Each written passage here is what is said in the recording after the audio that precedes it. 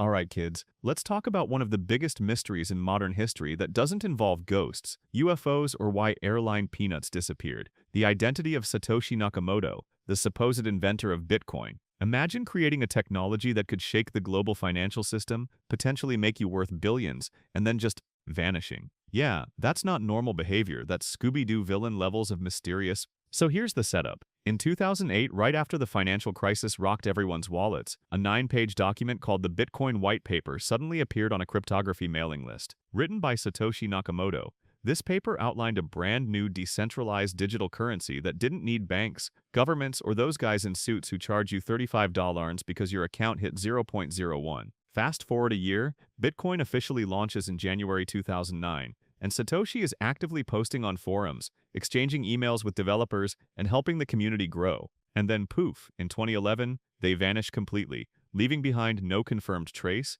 no goodbye speech, not even a BRB. Now the juicy part, who the hell was Satoshi? Some say it was one person, some say a group, others say an AI from the future trying to prevent economic collapse. Okay, maybe not that last one, but honestly, would it be that much weirder? There are suspects, of course. Hal Finney, a brilliant cryptographer who received the very first Bitcoin transaction, was often suspected, but he denied it, and honestly, he seems more like the cool uncle of crypto than the mysterious mastermind. Then there's Nick Szabo, another pioneer in digital money, whose writing style was suspiciously similar to Satoshi's. Linguists literally compared word patterns like it was an episode of CSI Internet. Dorian Nakamoto, a random guy in California, was falsely accused by a news outlet because his name matched. Seriously? That's the investigative equivalent of thinking Sherlock Holmes must be guilty because he owns a magnifying glass. And then, of course, there's Craig Wright, the man who loudly proclaimed he was Satoshi, but provided zero solid proof, basically turning himself into the Fire Festival of Bitcoin claims. Here's the kicker. If Satoshi's stash of Bitcoin, estimated at around 1 million coins, was ever moved,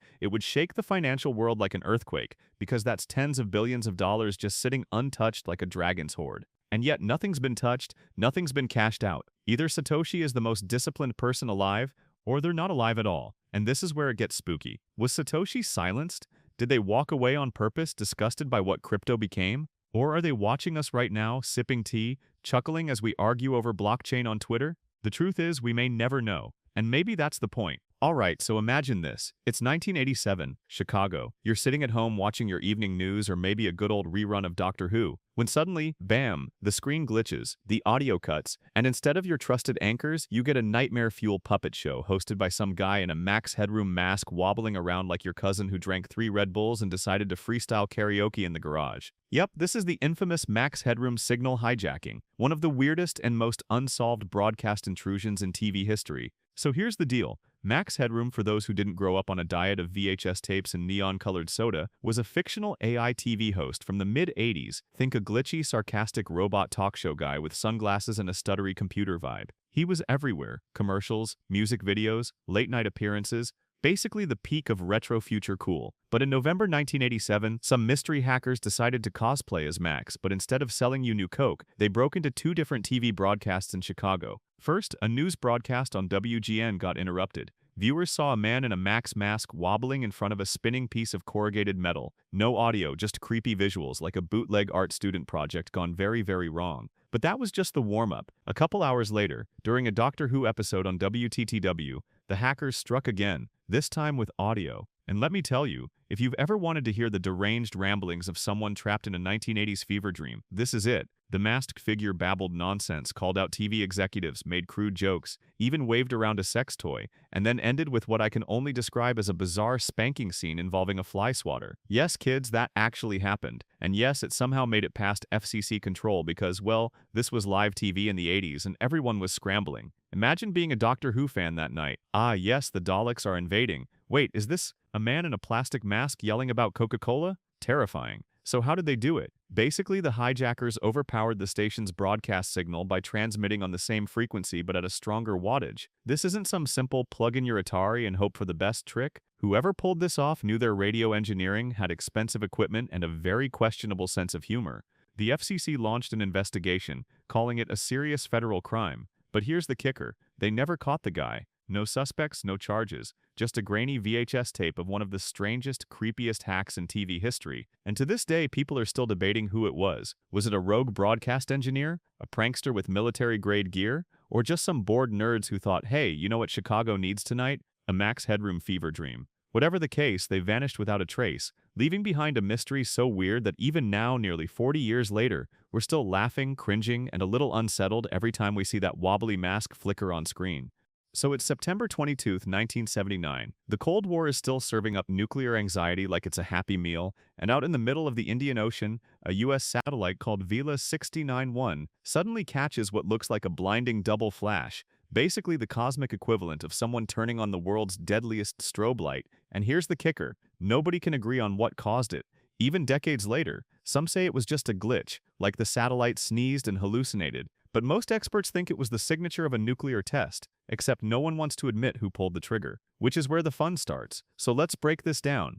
Vela satellites were designed to detect nuclear explosions in space or on Earth, and the double flash was the telltale sign, like catching somebody red-handed stealing cookies, only this cookie could wipe out half a continent. But when the flash was recorded, the US government got super cagey, first hinting it might be a bomb, then quickly walking it back. And you know, whenever politicians start sweating and mumbling about anomalies, something shady's up. Theory number 1, the obvious one. South Africa. At the time, they had a secret nuclear program and were rumored to be working with Israel. And what better place to test your shiny new apocalypse toy than the middle of nowhere in the ocean? But of course, both countries denied it harder than a kid with chocolate on his face claiming he didn't eat the cake. Theory number 2, it was just a meteor hitting the atmosphere in the perfect way to mimic a nuclear test, which sounds about as likely as spilling your coffee and somehow discovering penicillin. But hey, never say never. Theory 3, Israel acting solo, because if anyone had the tech and the motivation to pull off a sneaky nuke test without wanting to tell the world, it would have been them, especially with regional enemies sharpening their knives. And Theory 4, my personal favorite, the satellite glitch excuse, because nothing screams don't worry about it like brushing off a suspected nuclear explosion as a hardware hiccup, which is like your smoke detector going off and you saying, hey, probably just dust. But wait, it gets weirder. Ships in the area supposedly picked up mysterious radio interference, and some animals on nearby islands showed signs consistent with radiation exposure. So unless the satellite also convinced the local wildlife to play along with the hoax, there's a strong chance something actually went boom out there. But because the official investigation ended in a very convenient, inconclusive, the world just had to shrug and move on, which is either terrifying or hilarious depending on your mood. Like imagine a nuclear blast going off and the official stance being, yeah, maybe, maybe not. Let's just not talk about it. So here we are decades later, still in the dark. Still wondering if someone tested a nuke under our noses, or if the satellite was just tripping, and the Vela incident remains one of those Cold War mysteries that makes you think, did humanity dodge a scandal, or did we just look the other way? Alright, picture this. It's 1977.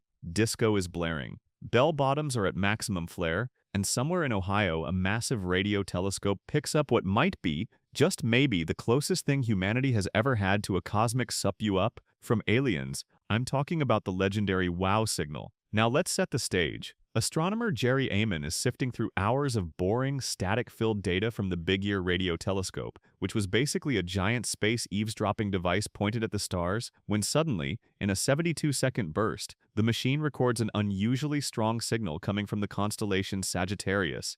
It wasn't just louder than the cosmic background noise, it was 30 times stronger. So strong that Amon literally circled the readout and scrawled "wow" in the margin, which is the kind of understated academic freakout that translates to, holy crap, I might have just heard aliens. Cue the X-Files music, but here's the kicker. This wasn't just some random static. The signal appeared at a frequency of 1420 MHz, also known as the hydrogen line. Hydrogen is the most common element in the universe, so a lot of scientists figured if ET was trying to phone home or phone us, they'd probably pick a frequency everyone understands. So yeah, it's like they dropped the universe's most obvious calling card and then immediately ghosted us. Classic alien move. And of course, because humans are incapable of leaving anything unexplained alone, scientists have spent decades trying to figure out what the hell this was. Theories? Oh, they're everywhere. Some say it was a passing comet spewing out hydrogen like a cosmic vape pen. Others think it could have been military satellites, random radio interference, or some top-secret government project. Because if there's one thing people love,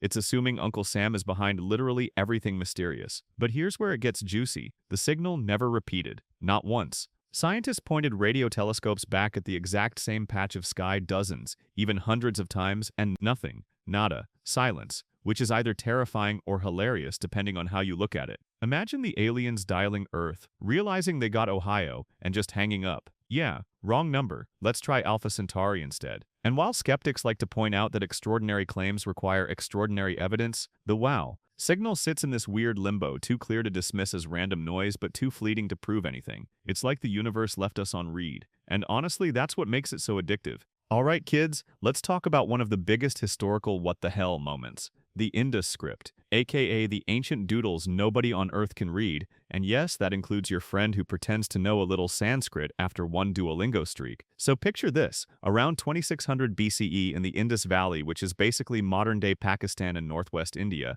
a whole advanced civilization was thriving, running plumbing systems better than some cities today, trading goods across continents, and leaving behind thousands of tiny inscriptions on seals, pottery, and tablets. And these symbols look like a mix between abstract emojis and rejected Pokemon designs. But here's the catch. No one has cracked what they mean, and I'm not exaggerating when I say linguists, archaeologists, and code breakers have been scratching their heads for over 100 years, because unlike, say, the Egyptian hieroglyphs that got their cheat code with the Rosetta Stone, the Indus script left us nothing. Nada, zero bilingual key, which makes translating it about as easy as reading your cat's diary. Now theories? Oh, we've got plenty. Some say it was a full written language, others claim it's just proto-writing, like ancient post-it notes, cow goes here, don't forget grain. But then you've got the wild takes like it was purely symbolic religious art, or even they didn't have a language at all, just vibes. And sure, why not? History loves vibes. The inscriptions are tiny, usually 5 to 6 symbols long, which is suspiciously short, like ancient Twitter posts. So either people of the Indus Valley were kings of brevity, or were missing huge scrolls that got eaten by time, because if you've ever tried decoding English with only LOL,